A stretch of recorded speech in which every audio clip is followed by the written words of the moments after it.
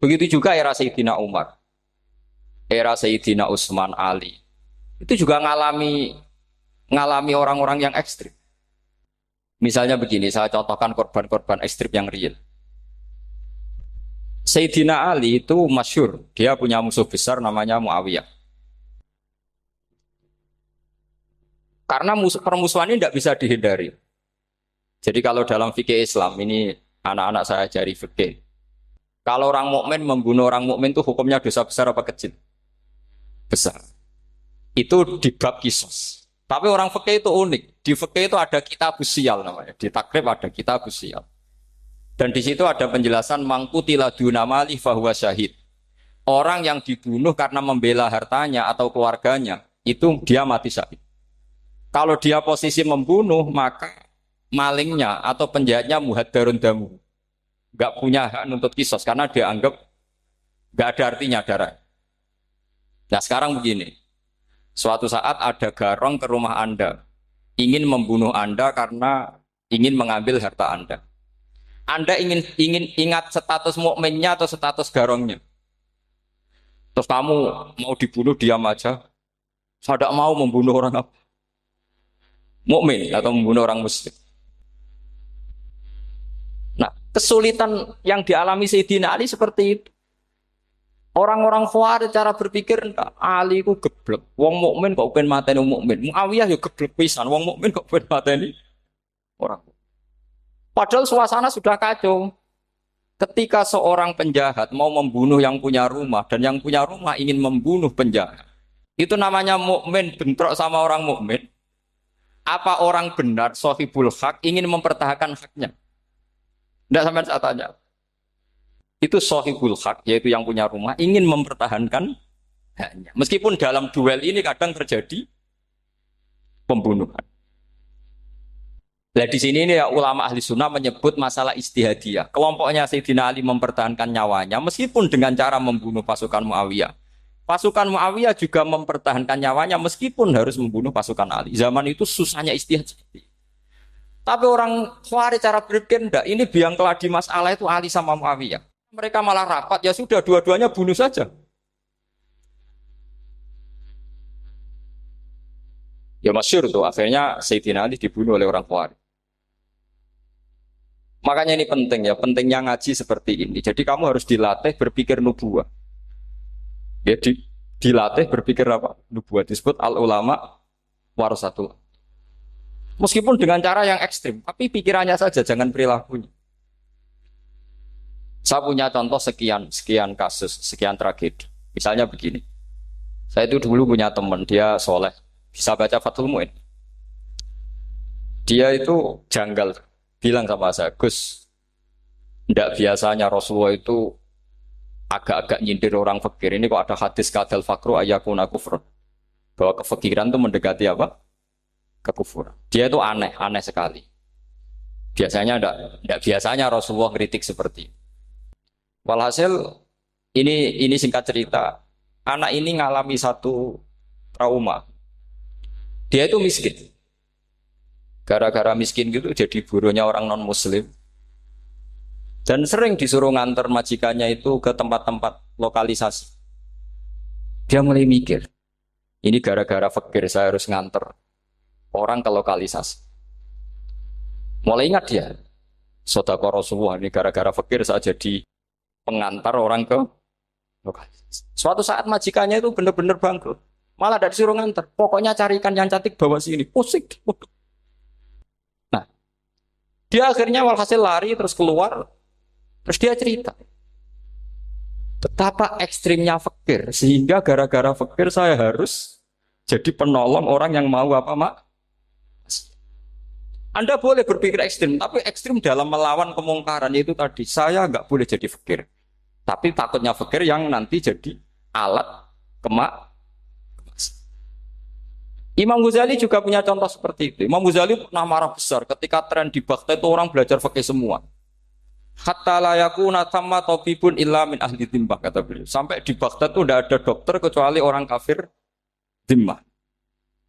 Akhirnya kalau ada ulama sakit, saya masih ingat pas kecil. Kalau ada ulama sakit itu tidak boleh dibawa ke rumah sakit. Takutnya ketemu dokter muslim, non muslim malah disuntik langsung apa? Akhirnya ulama saat itu berfatwa, orang Islam harus ada yang jadi dokter. Banyaklah gus-gus yang sekolah ke dokter. Yang masyhur ya seperti Sahal itu, Sahal bin Abdul Fattah. Itu dulu putranya Ki Fatah yang menolong Mbah Mahfud saat sembunyi. Saking idolakannya Basal, anaknya dinamakan Sahal, tapi dia jadi dokter spesialis bedah. Begitu seterusnya urusan negara. Dulu itu orang jabat itu tidak boleh, karena jabat itu dekat dengan syubhat, dekat dengan haram. Tapi gara-gara pejabatnya non-muslim, kalau bikin aturan ya ala non-muslim. Ulama akhirnya sadar, andikan kita yang jabat pasti tidak seperti itu. Bisa bikin perda ini, bisa bikin pelaturan begini yang menguntungkan Islam. Nah, jadilah banyak pejabat yang sekarang muslim. Tempat-tempat maksiat diobrak-abrik sama Satpol PP macam-macam. Kita untung. Tapi kalau orang-orang Khawarij pikirannya pokoknya pejabat itu dekat dengan haram, dekat dengan syubhat. Padahal dengan kita jabat bisa bikin perda atau apa yang menguntungkan Islam. Kemudian menjadi masalah baru secara fikih. Ini adik-adik dengerin biar kulino senam fikih. Kalau caleg soleh, misalnya Mas Nadif nyalek, ini tadi tak guyoni, mau jadi bupati ndak, kalau ya mau saya dukung. Jadi misalnya gini ya, Zaid sama Bakar, misalnya Bakar itu orang soleh, mau jadi calon lurah. Dia tahu kalau dia lurahnya kampung lebih baik. Kalau yang jadi ini Zaid, itu kampung itu rusak, karena dia suka dugem, suka macam-macam. Kemudian Zaid ini pasti jadi karena beli suara. Misalnya per kepala itu dibeli 50.000. Bakar ini kalau nggak beli suara, kalah. Padahal dengan kalahnya Bakar artinya kemenangan, kemungkaran. Itu zaman era Fathul Mu'in, muridnya Ibnu Hajar Al-Hitami. Ibnu Hajar muridnya Abu Zakaria Al-Ansori itu fatwa. Yang soleh ini wajib beli suara, bukan boleh, wajib beli suara. Tapi ini namanya tidak nyuap, perlu dicatat. Ini namanya tidak nyuap. Jadi tidak bisa kamu kaitkan misalnya ar-rosi wal murtasi benar. Yang nyuap maupun yang menerima suap adalah sama-sama di neraka. Tidak bisa seperti itu. Karena logikanya dibalik. Sekarang Bakar ini beli suara itu untuk membeli kebenaran. Untuk mengawal kebenaran. Zaid beli suara untuk menopang kebatilan. Berarti namanya Bakar ini penyuap atau pembeli kebenaran? Pembeli kebenaran. Harus dibedakan. Nah, ini pentingnya ulama. Memang nyatanya seperti itu.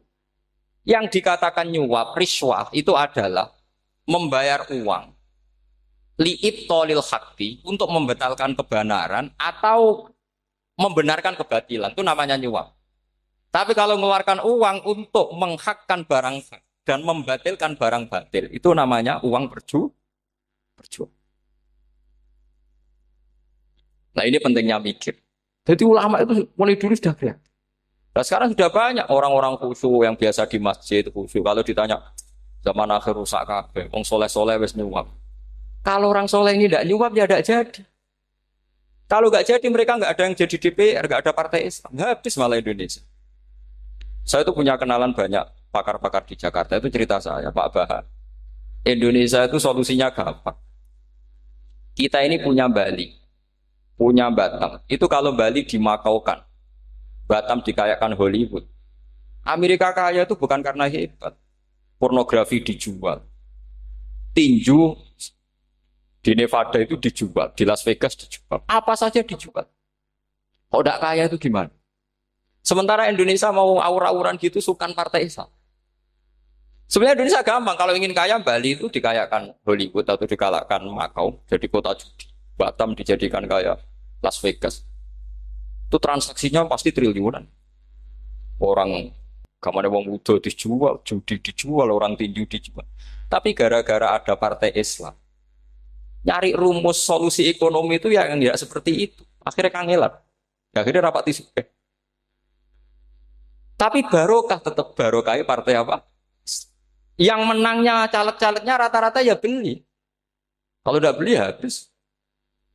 Saya bukan menghalalkan nyuap, enggak. Kalau nyuap tetap haram ila yaumil qiyamah. Tapi kalau suratul masalah seperti ini kamu mengatakan suap itu beda. Ini suratul masalah yang tidak ada kaitannya dengan Asal lawannya batil, kecuali lawannya sama-sama hak. Dua calon di kampung itu soleh sama soleh. Ini yang soleh bayar nggak boleh karena siapapun yang jadi soleh itu nggak boleh. Makanya kalau cari musuh yang dolim biar halal ya. Sekarang ya seperti itu. Kamu biasa heroik, biasa ngasih kiai kamu, ngasih hadiah kamu, biasa ngasih ibu kamu uang. Ternyata ibu kamu setelah kamu kasih uang, dikasihkan adik kamu atau kakak kamu yang nggak pernah kerja, terus kamu marah-marah, ini tidak adil. Saya yang memberi nggak dikasih, ini yang nggak kerja dikasih terus. Loh kamu biasa jadi pahlawan kok turun kelas menjadi apa? Pasien. Kamu milih jadi pahlawan apa pasien? Pahlawan. Jadi sebetulnya faham-faham ekstremis ini dari kegoblokan. Dari kegoblokan berpikir nubuah sehingga tidak punya rasa ibadah. Lah ini yang menjadi orang-orang ekstrem. Jadi korban pertama ekstremitas itu bukan sahabat tapi Rasulullah Shallallahu Alaihi Wasallam, yaitu Nabi dibilangin oleh mereka, "I'dil ya Muhammad, kamu kalau bagi harus adil." Pikiran mereka kalau adil sama rata sama. Jadi kalau pakai pikiran itu, saya minum di sini itu haram. Mau ndak ikut bikin kok minum. Enak tamu, toko-toko mangan, sing masak kangelan urut. Itu jadi dan bareng. Itu sama seperti kasusnya Bahram Al-Majusi. Dia itu seorang raja kaya, punya anak cantik. Dipikir-pikir, anakku ayu, dirabi nang liya rugi, sing gedhekno aku, sing rumah aku dirabi wong liya. Maka dia berpikir mau dinikahi sendiri. Karena tadi melihat Mas Nadiem ya orang Kenya tadi, apa Nigeria? Nigeria. Malah gak layak itu maksudnya untuk orang. Ini Mas Nadif ini termasuk harus mendukung gerakan tidak ekstrim. Nyawanya masih itu karena barokahnya beliau agak-agak gitu. Tapi nggak sampai liberal ya agak-agak pokoknya itu. Karena ketika ada gerakan ekstrim di Mesir, itu termasuk dia DPO. Ternyata setelah ada intelijen, beliau pas buka itu nggak makan dulu tapi rokok dulu. Wah ini mesti orang sekuler, nggak ekstrim. Akhirnya nyawanya sampai sekarang itu barokahnya rokok pas iftar itu pas. Nah, tanya ini masih hidup, ya mas? Ya pernah sepuh sama saya. Jadi pikiran-pikirannya Bahram itu seperti itu. Walhasil akhirnya Bahram itu menikahi anaknya sendiri. Masyhur itu dalam cerita. Jadi ceritanya itu ada seorang wali tidur di Masjid Haram sama Rasulullah, ditemuin gitu. Terus kata Rasulullah, salam saya untuk Bahram Al-Majusi. Ternyata dicari-cari nggak ada Bahram lain kecuali Bahram yang berdua, bahkan anaknya sendiri mau dinikahi. Ya cara berpikir karena seperti itu. Kalau kita berbuat banyak harus dapat. Itu bahaya. Bahaya sekali karena kalau dalam teori beragama itu al yadul ulya khairum nal yadis sufla. Kalau biasa ngasih ya ngasih saja, itu heroik. Itu bagus. Jangan biasa ngasih sekarang bermental apa? Makanya saya itu kalau ngajar di pondok yang dulu pernah saya belajar di situ atau yang pernah sepuh itu, dikasih itu bingung. Karena saya ya masih waras itu. Jadi kalau dikasih itu bingung. Tapi banyak juga guru-guru yang dulu ngaji lama setelah ngajar di pondok alma maternya nuntut. Itu saya tidak tahu itu. Itu sudah ada agak-agak kayak itu tadi.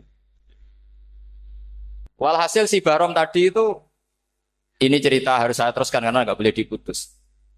Dapat salam dari Rasulullah. Ternyata di balik nakalnya dia itu pas mau bulan pertama, malam pertama itu ada seorang janda sepuh ke situ. Ganggu dia tentu ya. Ketika dikejar pulang lagi sampai 3 kali. Dia tanya, kenapa bu kamu begitu? Katanya saya ini anak-anak saya kelaparan. Kalau saya pulang anak-anak saya nangis minta makan. Saya ingin minta Anda. Tapi setelah saya ingat Anda ini majusi, saya mukmin, saya mukminah, saya pulang. Ya sudah bu, kamu di rumah saja. Nanti saya kirimi makan. Dikirimi sendiri, padahal dia seorang raja orang kaya. Barokahnya itu dia dikasih tobat sama Allah. Dan paginya ketemu tamu yang mengirimkan salam dari Rasulullah SAW. Akhirnya Bahram ini menjadi muslim. Tapi intinya berpikir seperti tadi itu salah. Bahwa kalau saya jasa banyak harus mendapat apa? Ini cara berpikir orang-orang Khawarij. Iya, saya pernah ditanya seorang dosen.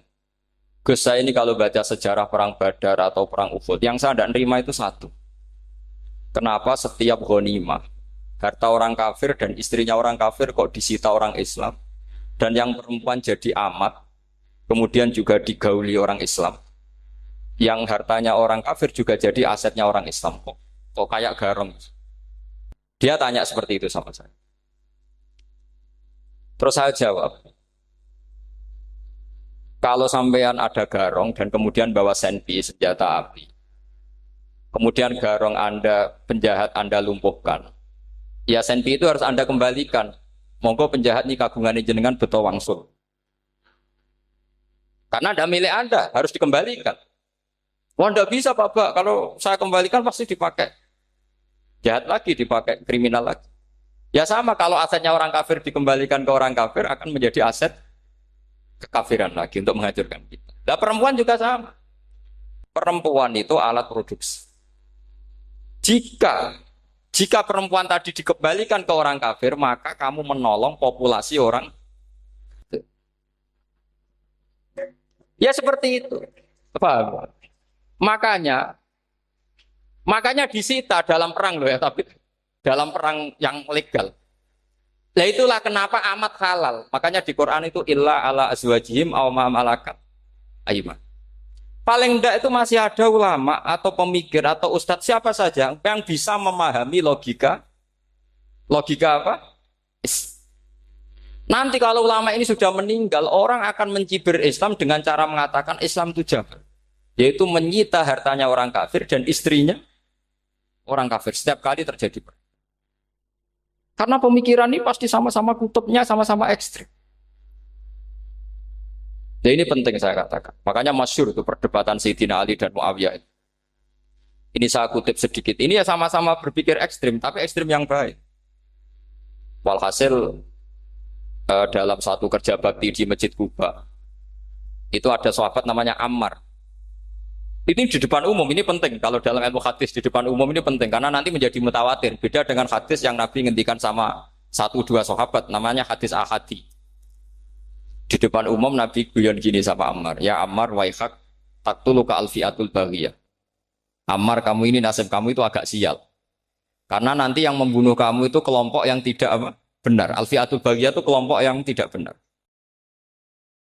Itu disaksikan sekian sahabat. Walhasil suatu saat Ammar ini ikut perang dan ikut pasukannya Ali dan terbunuh oleh pasukannya Muawiyah. Seneng Ali. Walhasil Ammar ditemui sama Ali. Ya Muawiyah, al-ana dhuhara bi anna fi'ati haqqun wa fi'ataka baghiyah. Sekarang kelihatan siapa yang benar. Saya yang benar, kamu yang salah. Kenapa? Karena Ammar kelompokku dan terbunuh oleh kelompok kamu. Padahal kata Rasulullah yang membunuh Ammar adalah kelompok yang salah. Muawiyah pintar sekali, dia jawabnya gini. Laula kama kutila Ammar. Ammar terbunuh karena bela-belain kamu. Kalau kamu tidak nyuruh dia perang juga enggak terbunuh kan. Jadi kamu ikut andil, terbunuhnya siapa? Ammar. Tapi apa kata Sayyidina Ali? Idzan qatala Rasulullah Hamzah. Kalau teori itu Anda pakai, Rasulullah pun membunuh Hamzah. Sekarang Hamzah perang karena suruhan siapa? Rasulullah. Yang membunuh Hamzah siapa? Wahsy. Kalau teori itu Anda pakai, berarti Rasulullah pun membunuh Hamzah. Terus fasa kata Muawiyah, Muawiyah diam. Jadi fikih pun tuh diputuskan lewat pikiran ekstrim. Tapi bukan ekstrim yang merugikan orang lain. Ya, kalau merugikan orang lain namanya sudah la dororo wa la diror. Dia menyalahi aturan. Makanya saya pernah ngaji di sini dulu ketika tahun kemarin. Fikih-fikih Islam itu punya rumus. Itu ya gara-gara pikiran ekstrim sebetulnya. Saya pernah nyontohkan adalah orang tuh kalau sholat jenazah itu mayitnya di depan. Itu ulama fikih tidak ada yang punya alasan. Mau hanya bilang gini, hakada wajadna salafan wa khalafan. Mulai dulu kalau nyolati mayit ya jenazahnya di depan. Ya hanya gitu saja, tidak punya alasan. Makanya ulama lain mengatakan tidak apa-apa jenazah di belakang. Yang sholat di depan. Kenapa? Fa innaha laysat bimanzilatil imam. Memangnya jenazah imam kok harus di depan? Itu ya tidak ada yang bisa bantah. Bagaimana mungkin harus di depan? Oh, enggak imam kok harus. Yang harus di depan itu imam. Jenazah itu imam apa enggak? Enggak. Terus alasan kedua sholat ghaib. Kalau ada orang mati di Surabaya, Mas Nadib di sini, sholat gaib boleh enggak? Boleh. Jenazahnya di depan apa belakang? Belakang. Di belakang kan? Berarti harus enggak jenazah di depan? Ya dia mau ngakeh yang jelas kalau itu. Lah ini contoh-contoh kecil. Nah orang Khawarij itu orang yang paling tidak mau menerima otak-atik seperti itu. Akhirnya jadi goblok bareng tadi. Ya makanya Rasulullah pun jadi korbannya Khawarij. Muhammad kamu harus adil. Karena pikiran mereka adil itu yang memberi banyak ya dapat banyak. Kalau pikiran nubuah tidak seperti itu. Kalau yang biasa memberi, biasa heroik, biasa baik ya biar tetap biasa memberi. Jangan dilatih jadi apa? Fasih. Ini mungkin adik-adik juga agak keberatan, tapi harus dilatih. Makanya saya itu jadi kiai itu ya mulai kecil anaknya kiai, butuh kiai. Saya itu ya mulang tuh senang. Saya tidak pernah terlintas dikasih santri atau dihormati ya enggak. Mungkin sampai mati agak terlintas. Ya pikiran saya sederhana. Biasa mulang pahlawan malah sekarang pasen itu malah kayak cemen, kayak turun kelas gitu. Jadi saya terus ya enggak kepikiran sama sekali. Loh kalau saya minta sama Allah karena itu atasan saya.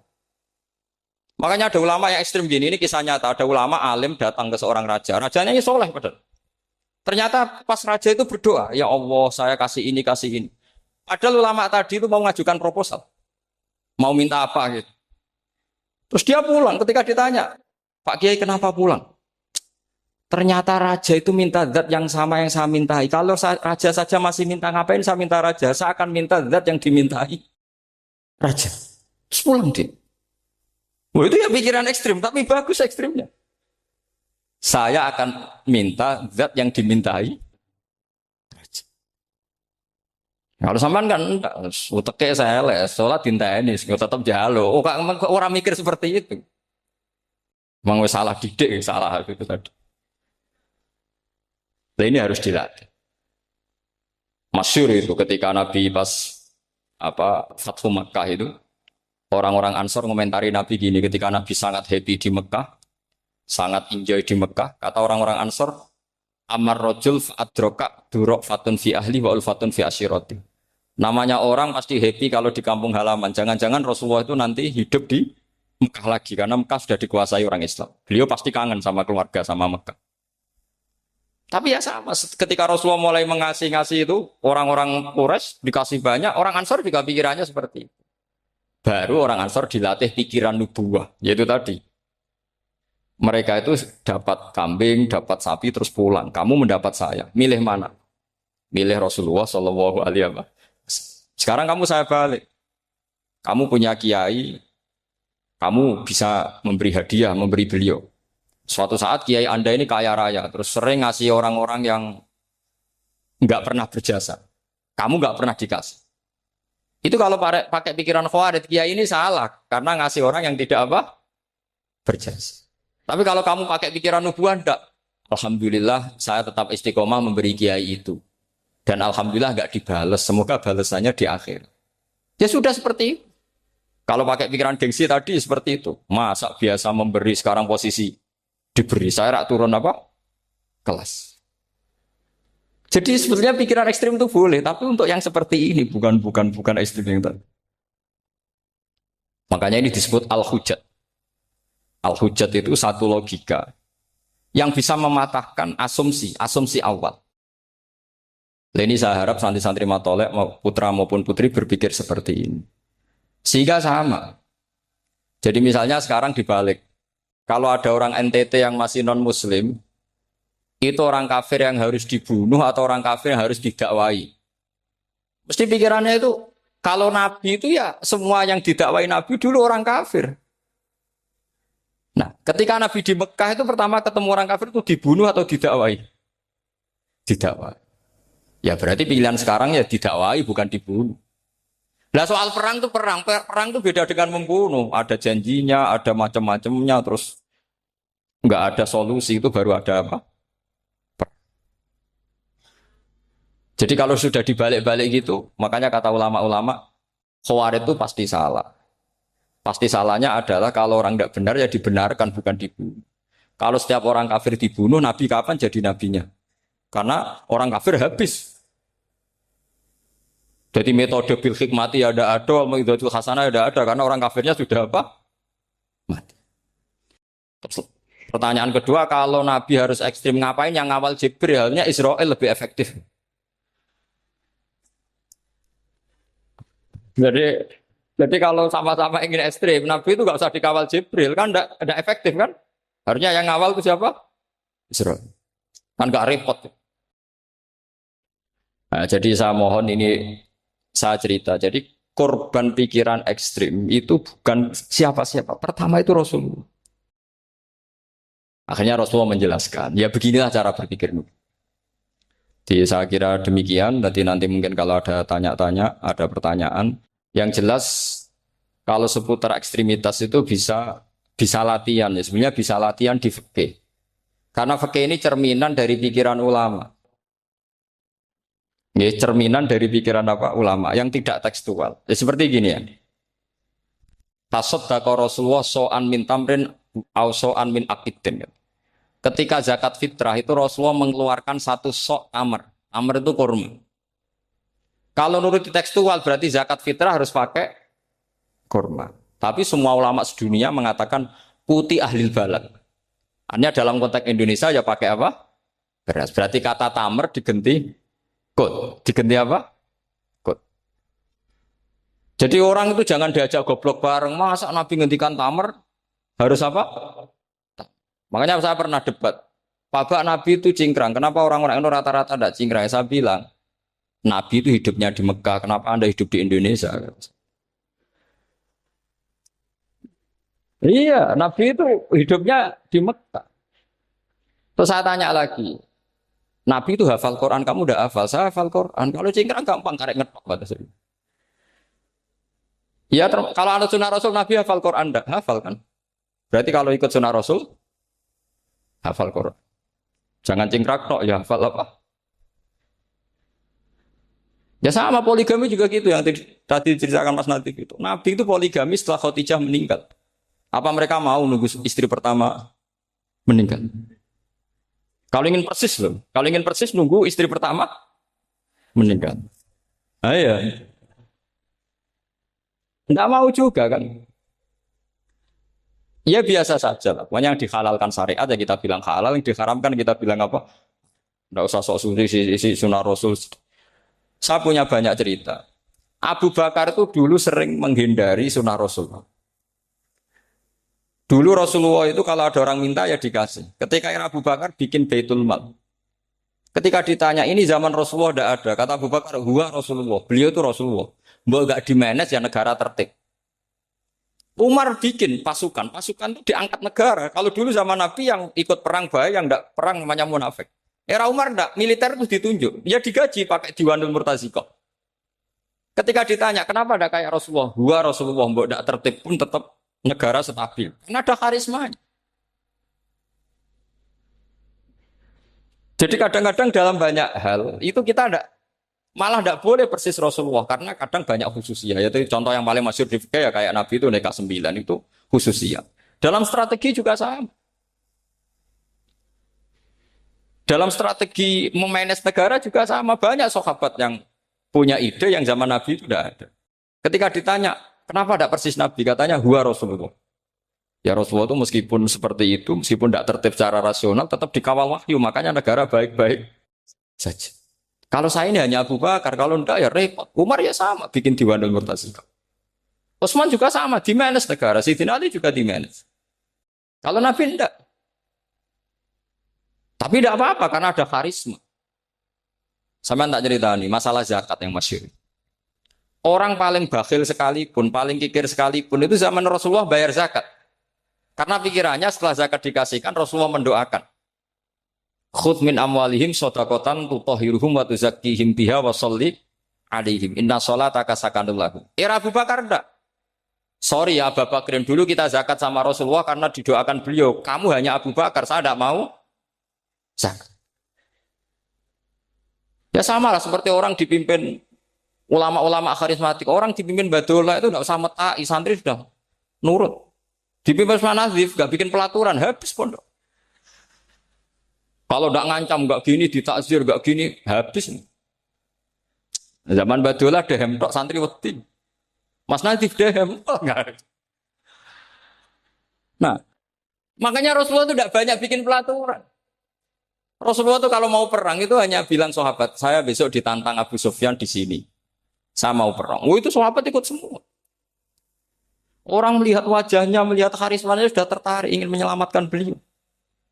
Kita tidak akan ridho Rasulullah keluar sendiri. Kalau Abu Bakar ya enggak. Pertama Abu Bakar pidato sudah sopan. Saya memimpin kamu. Ini ketulitu alas tubuh khairikum. Saya ini mimpin kamu, tapi bukan berarti saya yang terbaik. Jika saya benar maka dukunglah. Kalau salah ingatkan. Itu pertama orang-orang bilang apa? Fawwala uqiman nakabisef. Nanti kalau Anda salah tak ingatkan pakai pedang. Ya karena hanya Abu Bakar bukan Rasul. Jika diaturlah ini ada militer, ada pengawal, ada Baitul Mal. Era Umar lebih modern lagi ada Diwanul Murtazikoh, ada macam-macam. Ya Rasulullah enggak ada.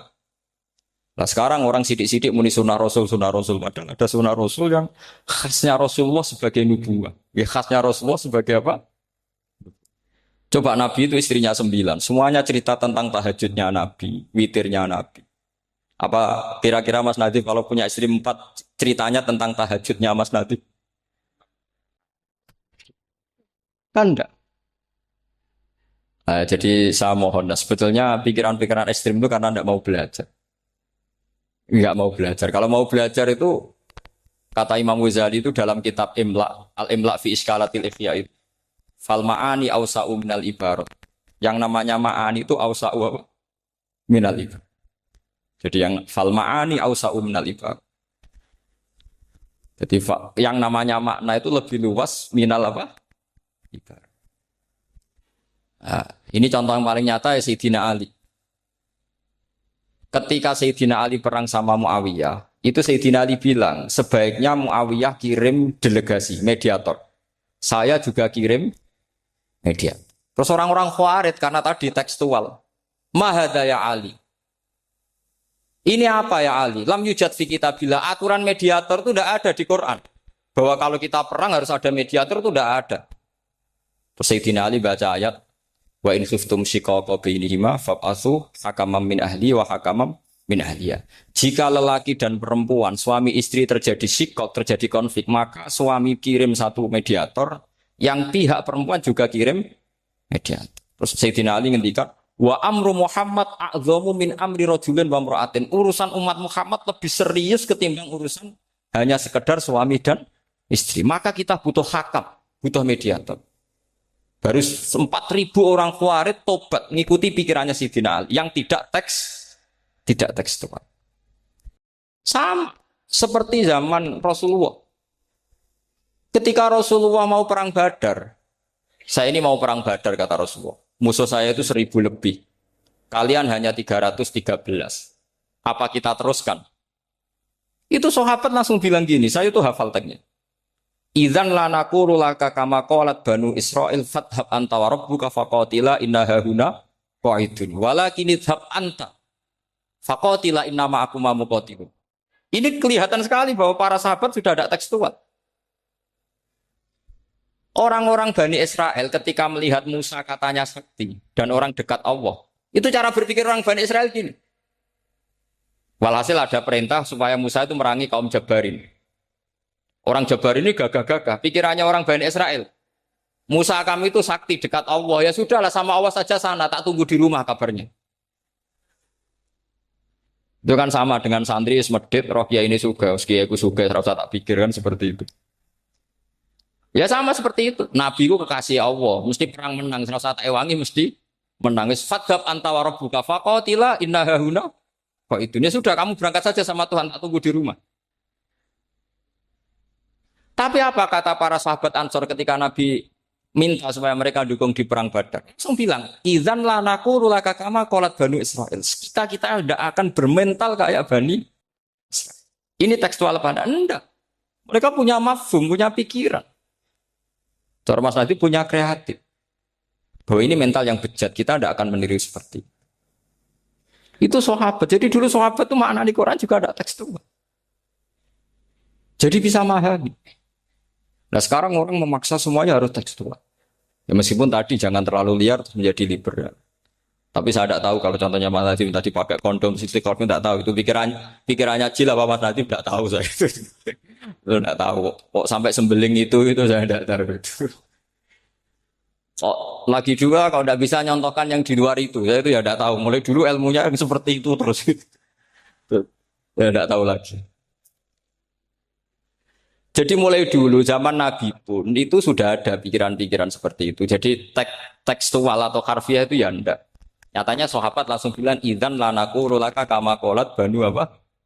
Esra. Jadi ini saya kira demikian nanti kalau apa ada yang tanya monggo.